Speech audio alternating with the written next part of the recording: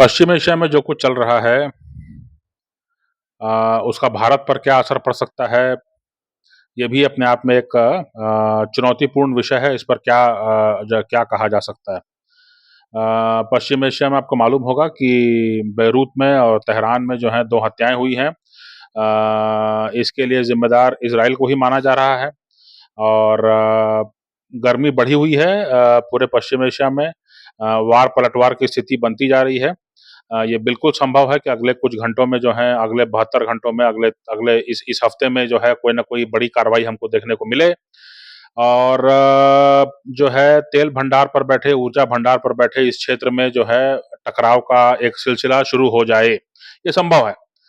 भारत के लिए इसमें क्या जो जो अ, सोचने की बात है। भारत के लिए जो सबसे सोचने की बात ये है कि ईरान के बगल में पाकिस्तान है और पाकिस्तान जो है वो काफ़ी आर्थिक संकटों से जूझ रहा है।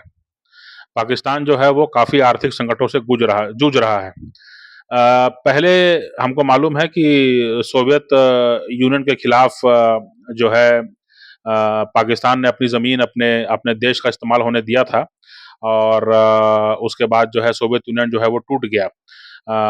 ये भी हमको मालूम है। पाकिस्तान जो है भारत के खिलाफ अपने अपने अपनी ज़मीन का इस्तेमाल होने देता है, ये भी कोई छुपी बात नहीं है।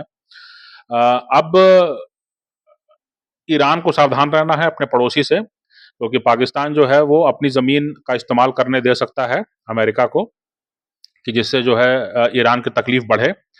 और इसमें सबसे बड़ा जो एक एंगल होगा वो ये कि ईरान के पास तेल और गैस के बड़े भंडार हैं, बहुत ही उन्नत भंडार हैं और इसलिए जो है पाकिस्तान जो है वो ऊर्जा के इन क्षेत्रों में कहीं न कहीं हिस्सेदारी या अ, इस तक पहुँच के लिए जो है, ये बिल्कुल संभव है कि वो ईरान के खिलाफ जो है अपनी ज़मीन अपने देश का इस्तेमाल होने दे, है ना? ये बिल्कुल संभव है।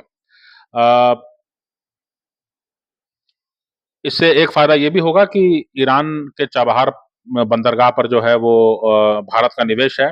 अगर ईरान में अस्थिरता बनती है या वो चाबहार बंदरगाह का मामला आगे नहीं बढ़ पाता है, तो ये भी एक बड़ा एक इंसेंटिव होगा पाकिस्तान के लिए कि वो अमेरिका का साथ दे और इस लड़ाई में जो है वो ईरान के खिलाफ अपने देश का इस्तेमाल होने दे, है ना? तो इसके लिए जो है भारत को अमेरिका और इज़राइल के साथ अपने रिश्तों को जो है टटोलना होगा और रूस को भी इस बारे में चौकन्ना करना होगा। मेरे ख़्याल से इसके बारे में ज़्यादा पहले बातें हो ही रही होंगी। अ, ये भी कोई छुपी बात नहीं है कि पाकिस्तान और ईरान के बीच में जो है आपस में जो है मिसाइलों और रॉकेट का जो है आदान-प्रदान इसी साल के शुरुआत में हो चुका है और दोनों तरफ जो है आरोप यही लगे। ईरान ने पहले जो है हमला किया पाकिस्तान पर और ये कहा कि आपके यहाँ से जो आतंकी संगठन है वो जो है ईरान पे आके हमला कर रहे हैं। तो ये बिल्कुल संभव है कि पाकिस्तान अपनी ज़मीन का इस्तेमाल ईरान के लिए होने दे। अगर ऐसा होता है तो ईरान अस्थिर हो जाएगा, भारत का चाबहार पोर्ट का जो मंसूबा है वो खतरे में पड़ जाएगा और उससे बड़ी बात ये है कि जो ईरान का जो समृद्ध जो तेल और गैस का भंडार है, उस वो जो है पाकिस्तान के हाथ लग जाएगा या वो पाकिस्तान का जो है पहुँच में आ जाएगा।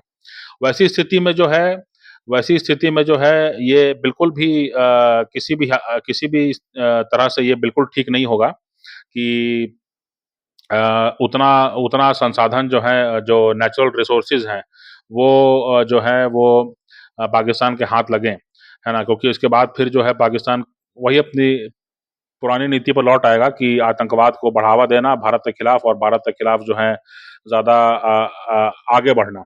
तो ये एक मामला है, इस पर ज़रूर ध्यान देने की ज़रूरत है कि पाकिस्तान का इस्तेमाल अमेरिका और इज़राइल ना करें, पाकिस्तान को इस तरह का लाभ ना होने दें। ऐसी स्थिति में जो है भारत और रूस को जो है साथ में आना पड़ेगा।